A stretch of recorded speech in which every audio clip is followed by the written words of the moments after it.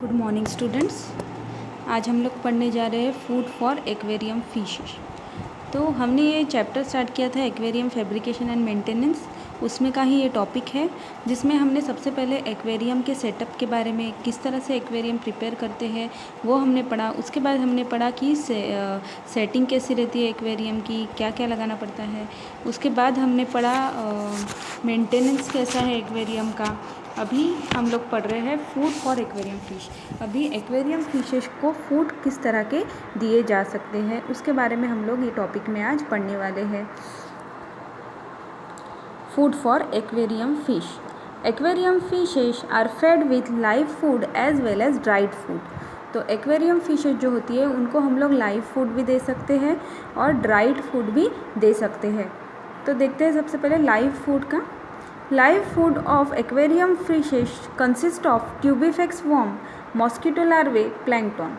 ट्यूबीफेक्स worm का आपको मैंने यहाँ पे पिक्चर नेक्स्ट स्लाइड में दिखाया गया है, तो उसमें आपको दिख जाएंगी कि किस तरह से होती है ट्यूबीफेक्स वॉर्म। छोटी छोटी होती है रेड कलर की। और उसके बाद है मॉस्किटो लार्वे। आपने बहुत बार देखे होंगे, जो स्टेगनेंट वाटर होता है उसमें मॉस्किटो के लार्वे पनपते हैं।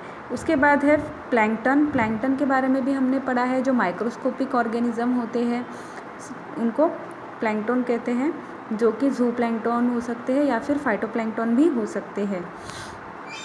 Tubifex worm, these are small reddish brown worm available in morning hours in sewage waste with organic material. तो ये जो वॉर्म्स होती है वो रेडिश ब्राउन कलर की होती है, जो कि हमें सुबह किसी मतलब गंदे जो पानी होता है, वेस्ट वाटर जो होता है, उसमें यहाँ ये होती है, और जिसमें ऑर्गेनिक मैटर अवेलेबल होता है ऐसे पानी में वो होती है। They should be wash carefully in clean water and then given to aquarium fishes as live food. तो अगर हम उसको कलेक्ट करते हैं तो हमें क्या करना पड़ता है, उसको अच्छे से, बहुत ज़्यादा पानी में उसको अच्छे से धोना है और बाद में हमने उसको अपने एक्वेरियम फिशेस को देना है। ये देखिए यहाँ पे फर्स्ट वाला जो पिक्चर है वो है मॉस्किटो लार्वे का है, ठीक है, जो पानी में हमको दिखते हैं इस तरह से। उसके बाद जो नेक्स्ट वाला है, जो बहुत सारे क्रीचर्स दिख रहे हैं, वो है प्लैंकटन्स है, जिसमें डेफनिया है, साइक्लोप्स है, मोइना है। तो ये सारे क्या है, जू प्लैंकटन्स है। और लास्ट में जो नीचे में दिख रही है वो है ट्यूबीफेक्स वॉर्म। तो इस तरह की वो वॉर्म्स होती है रेडिश कलर में। Mosquito larvae are found in the stagnant water. तो मॉस्किटो लार्वे कहाँ पाए जाते हैं, स्टेगनेंट वाटर में पाए जाते हैं। अगर पानी बहुत दिन से जमा हुआ है तो उसमें क्या हो जाते हैं, मच्छरों के अंडे हो जाते हैं और उससे जो लार्वे निकलते हैं उनको मॉस्किटो लार्वे कहते हैं। They can be control by mosquito hand net, collected by mosquito हैंडनेट।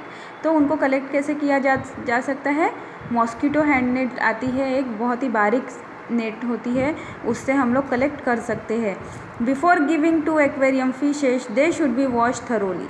और एक्वेरियम फिशेस को हम अगर ये देते हैं, फीडिंग करवाते हैं, तो हमें क्या करना पड़ता है, उन्हें अच्छे से पहले वॉश कर लेना पड़ता है, बाद में ही हमारे एक्वेरियम फिशेस को फीडिंग दे सकते हैं हम लोग इसकी। Plankton, it include zooplankters like cyclops and Daphnia.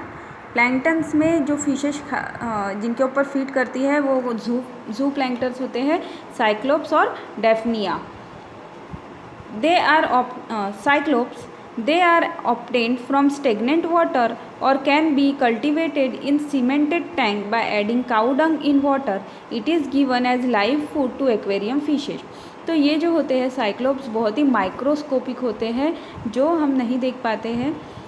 तो ये इनको अगर हमको कल्टीवेट करना है तो हमें क्या करना पड़ेगा, एक सीमेंट टैंक में काऊ डंग को डालना पड़ेगा, और काऊ डंग डालने के बाद कुछ दिन के बाद उसमें साइक्लोप्स नज़र आएंगे।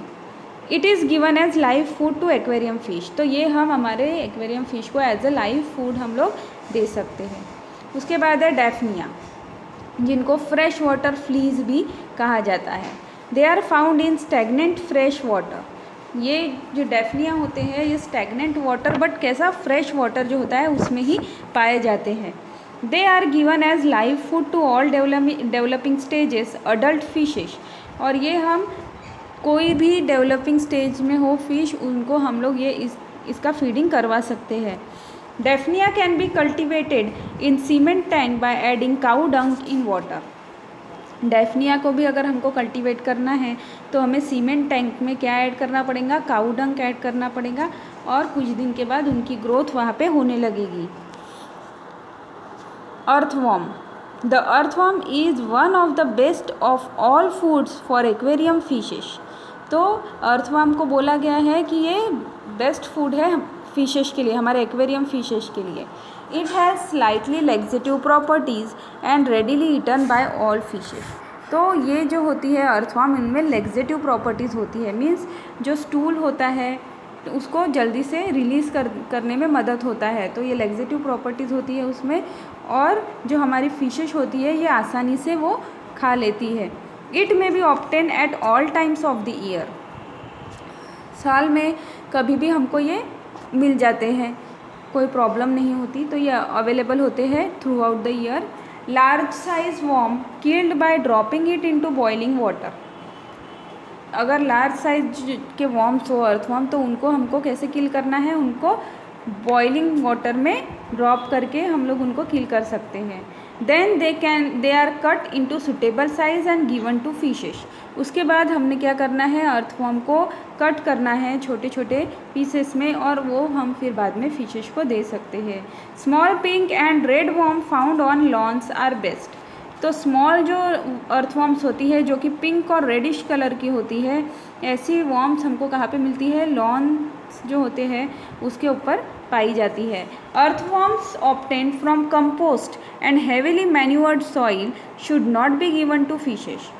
तो जो कंपोस्ट में पाई जाती है, खाद में जो अर्थवॉर्म पाई जाती है, और जो हेविली मैन्यूअर्ड सॉइल है, ठीक है, ऐसी सॉइल में जो अर्थवॉर्म पाई जाती है वैसी अर्थवॉर्म हम लोग हमारे एक्वेरियम फिशेस को नहीं देना चाहिए, क्योंकि उनके अंदर भी क्या होती है, बहुत सारी सॉइल होती है। Beside tubifax, mosquito larvae, earthworm and plankton, aquarium fishes should be fed with infusoria। Infusoria means क्या होता है, सिंगल सेल वाले जो ऑर्गेनिज्म होते हैं, माइक्रोस्कोपिक और जो सिंगल सेल के ऑर्गेनिज्म होते हैं उनको इन्फ्यूसोरिया कहा जाता है। तो वो भी हम लोग हमारे फ़िश को दे सकते हैं। और ब्राइन श्रिम्प्स भी हम लोग दे सकते हैं। ब्राइन श्रिम्प एकदम ऐसे छोटे छोटे होते हैं, आपको मैंने इसमें फ़ोटो डाला है, आप आगे की स्लाइड में देखोगे, एसेट्रा। उसके बाद प्लांट फूड में हम क्या दे सकते हैं, some fishes prefer plant food. कुछ फिशेस जो होती है वो प्लांट फूड प्रीफर करती है। Small pieces of leaves of ipomoea, coriander, banana can be given.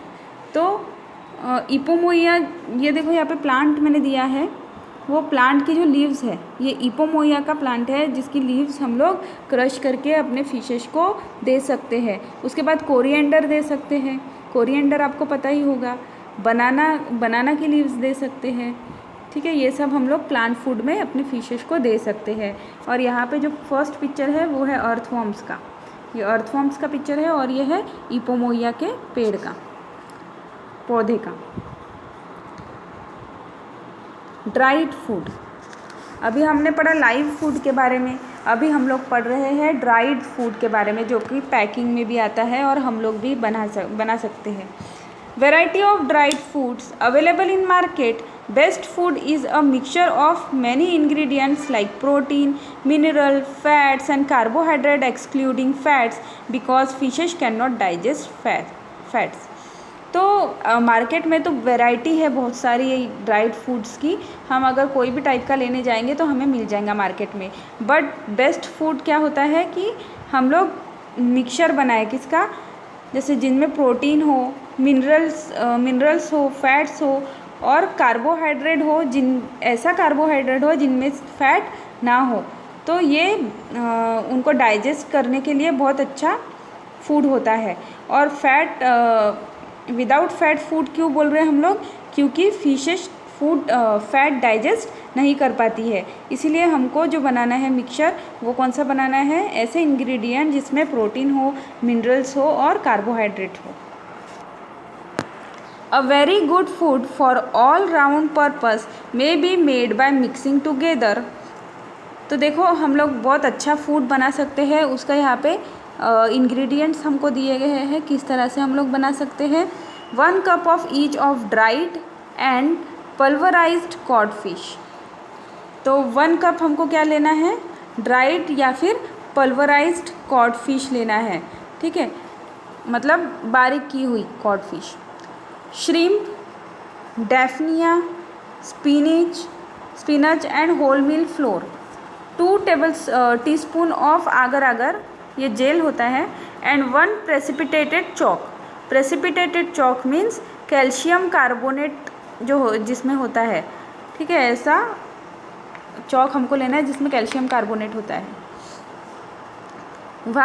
When thoroughly mixed, the food should be knead into a stiff paste with a beaten egg and little milk। तो हमको ये सब mixture जो है, cod fish, shrimp, daphnia, spinach, whole meal flour और 2 tablespoon उसमें Agar Agar jail, उसके बाद 1 प्रेसिपिटेटेड चॉक, और इनको हमको मिक्स करना है अच्छे से, उनको नीट करना है एक स्टिफ पेस्ट में। उसके बाद उसमें क्या क्या रहेगा, और बीटन एग रहेगा और थोड़ा सा मिल्क रहेगा। तो ये पूरा हमको क्या करना है, अच्छे से नीट करना है। The paste is then dried in a slow oven. तो ये जो पेस्ट हमारी तैयार हुई, इसको हमको बाद में क्या करना है, ओवन में थोड़ा सा ड्राई करना है। When dry it is crushed and crumb graded to suitable size. और जब ये ड्राई हो जाए तब उसको हमने क्रश करना है अच्छे से और ग्रेट करना है, ताकि उसको एक सूटेबल साइज़ मिल सके। छोटे छोटे दाने जो होते हैं इस तरह से हमको बनाना है। उसके बाद rice bran, oil cakes and dried prawns are the best food for aquarium fishes. और एक बेस्ट फूड कौन सा है, राइस ब्रान, ऑयल केक्स और ड्राइड प्रॉन्स। ये इनके लिए हमारे एक्वेरियम फिशेस के लिए बेस्ट फूड है। Rice bran and oil cakes contain carbohydrate and protein, while dried and powder prawn is the best source of animal protein। तो rice bran और ऑयल केक में क्या होता है, कार्बोहाइड्रेट और प्रोटीन होता है, और ड्राइड पाउडर्ड प्रॉन्स जो होते हैं ये एक बेस्ट सोर्स है एनिमल प्रोटीन का। उसके बाद फीडिंग किस तरीके से करवाना है हमें। Aquarium fishes need to feed regularly. Aquarium fishes जो है हमारी, उनको हमको रेगुलरली फीडिंग करवाना है। It is better to give little food for many times than 1 big meal. तो हमें क्या करना है, एक साथ बहुत सारा फूड नहीं देना है, हमें थोड़ा थोड़ा फूड बहुत बार उनको देना है। Feed the fishes once in the morning and again in the evening regularly. तो हमें जो फूड हम लोग दे रहे हैं फिशेस को, वो हमको रेगुलरली दोनों टाइम देना है, एक बार मॉर्निंग में और एक बार इवनिंग में। Food should be placed at a particular spot in the aquarium. तो फूड हम लोग जब वहाँ पे फीडिंग जब करवा रहे हैं फिशेस को, तो हम एक स्पॉट हमको फिक्स करना है। उसी स्पॉट पे हम लोग क्या करेंगे, रोज़ फीडिंग, वो जो हमारा फूड है, फिश फूड, वो वहाँ पे डालेंगे। The dried powder food sprinkle on the water so it will sink. तो अगर ड्राइड पाउडर है तो हमको वाटर पे स्प्रिंकल करना है, जो कि फिर नीचे मतलब नीचे बैठ जाएगा। A feeding ring should be use to avoid the spreading of food all over the water surface. तो अगर फीडिंग हम लोग करवाते हैं, जो ऐसा फूड होता है जो कि पानी के सरफेस पे तैरते रहता है, तो जब हम फूड डालते हैं तो क्या होता है, पूरे पानी के सरफेस पे वो फैल जाता है। तो ऐसा ना हो, इसीलिए हम लोग को क्या यूज़ करना है, फीडिंग रिंग यूज़ करना है, ताकि जो हमारा फूड है वो पूरा वाटर सरफेस में स्प्रेड ना हो सके, और फिशेस जो है उनको भी ईजी हो फूड सर्च करने के लिए। Live food must be given to aquarium fishes at least once in a week. और लाइव फूड हमको देना है फिशेस को at least once in a week, एक बार हफ्ते में देना है। Feeding cup is use for feeding of tubifex worms. To the aquarium fishes. तो ट्यूबिफिक्स वॉर्म्स के बारे में पढ़ा हमने, रेड कलर की, ब्राउन कलर की होती है। अगर वो हमें देना है तो हमें किसके यूज़ से देना है, फीडिंग कप का यूज़ करके हमको वो ट्यूबिफिक्स वॉर्म उनको फीड करवानी है। तो ये देखिए यहाँ पे पिक्चर है, साइक्लोप्स का है, डेफनिया का पिक्चर दिया है। तो इस तरह से ये जो प्लैंक्टन्स है वो दिखते हैं माइक्रोस्कोप में। ये तो डायग्राम है। तो यहाँ पे माइक्रोस्कोपिक व्यू भी दिए हैं नेक्स्ट वाले इसमें। ये जो ऊपर वाला जो पिक्चर है उसमें डेफनिया है बीच में, और आजू बाजू में जो पिंक कलर में दिख रहे हैं वो है साइक्लोप्स। तो देखो आप यहाँ पे जो साइक्लोप्स बना है, जो पेंसिल से प्रिंटेड है वो, और ये पिंक वाला थोड़े उसका सेम है डायग्राम, बट जैसे हमको डायग्राम में दिखता है उसी तरह से हमको एग्जैक्ट नहीं दिखता है माइक्रोस्कोप में। तो इस तरीके से दिखता है, वो पिंक कलर में जो दिख रहे हैं हमें उस तरीके से साइक्लोप्स दिखते हैं, और डेफनिया हमको इस तरीके से दिखता है। और नीचे वाला भी जो पिक्चर है वो माइक्रोस्कोपिक व्यू है डेफनिया का। अगर अच्छी स्लाइड बनती है बहुत अच्छे से तो हमें इस तरीके से क्लियर व्यू हमको डेफनिया में दिख सकता है। तो इस तरीके से दिखता है हमारा organism. Aquarium accessories and there uses. अभी एक्वेरियम में कौन सी एसेसरीज़ लगाई जाती है और उनकी यूजेस क्या है वो हम लोग देखेंगे। तो सबसे पहले एरेटर जो एक्वेरियम में एक मशीन होती है जो कंटिन्यू वाइब्रेट होती रहती है और एयर उसमें हमारे एक्वेरियम में पास करती है, तो उसे कहते हैं एरेटर, जो कि ऑक्सीजन लेवल पानी में बनाए रखती है। It is a vibrator electric machine. तो ऐसी मशीन जो कि वाइब्रेट होती रहती है और इलेक्ट्रिक पे चलती है ये machine. It is connected to the diffuser placed in the aquarium by chemically insert plastic tube. तो ये जो मशीन है वो डिफ्यूज़र से कनेक्ट होती है और किसके थ्रू अटैच होती है, एक प्लास्टिक ट्यूब होती है, केमिकली इंसर्ट प्लास्टिक ट्यूब होती है जिससे डिफ्यूज़र अटैच होता है। यहाँ पे मैंने आपको पिक्चर भी दी है, ये देखिए पहली जो पिक्चर है, ये वाली जो पिक्चर है, तो ये है डिफ्यूज़र, ठीक है। ये जो स्टोन आपको दिख रहा है इसको लगा हुआ, इसको बोलते हैं डिफ्यूज़र, और ये है केमिकली इंसर्टेड ट्यूब, ये प्लास्टिक ट्यूब है, ठीक है।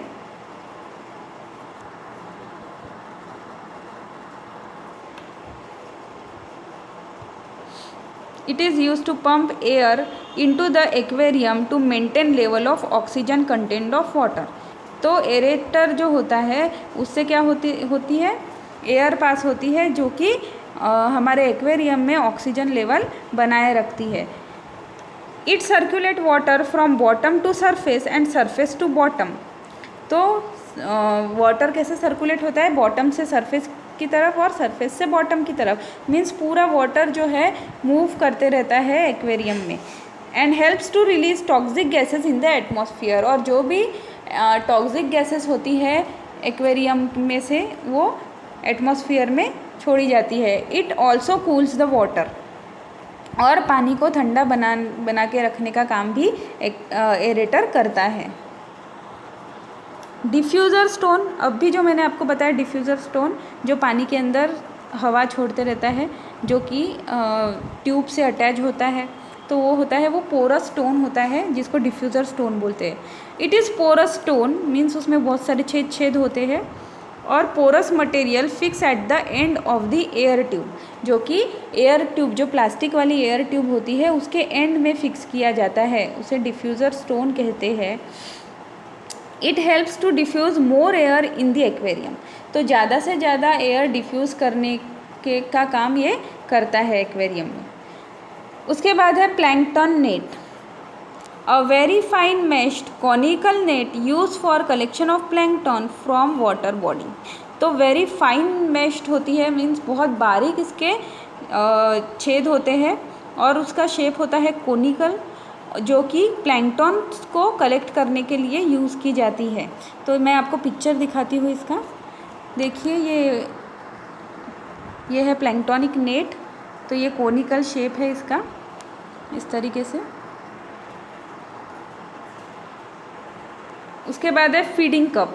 It is a conical plastic cup और 4 centimetre in diameter.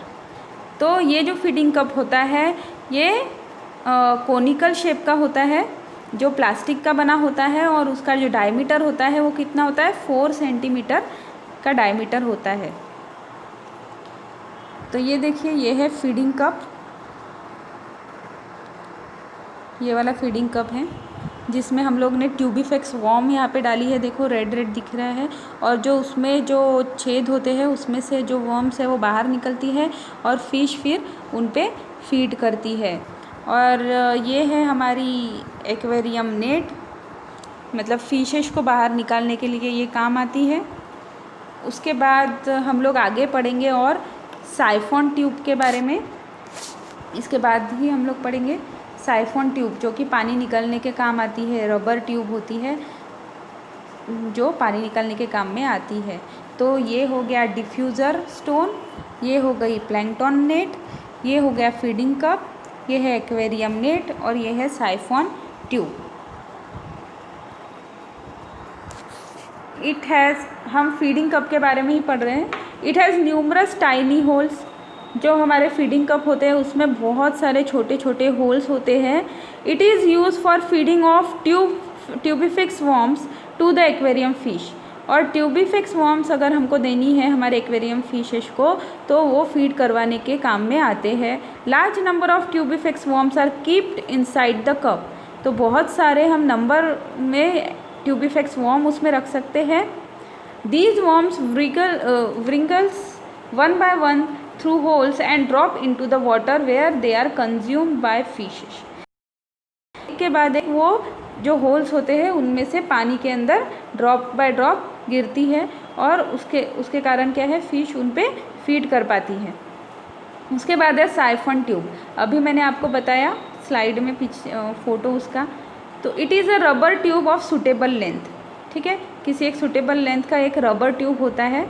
It is use to remove waste as well as water from aquarium tank. तो वेस्ट मटेरियल भी हम लोग वो साइफोन ट्यूब के मदद से निकाल सकते हैं, और अगर हमको टैंक खाली करवानी है तो वाटर भी हम लोग उसमें से निकाल सकते हैं, और वाटर डाल भी सकते हैं उस ट्यूब से। It is also use to fill water into the aquarium tank, और वाटर फिल करने के लिए भी ये ट्यूब काम आती है।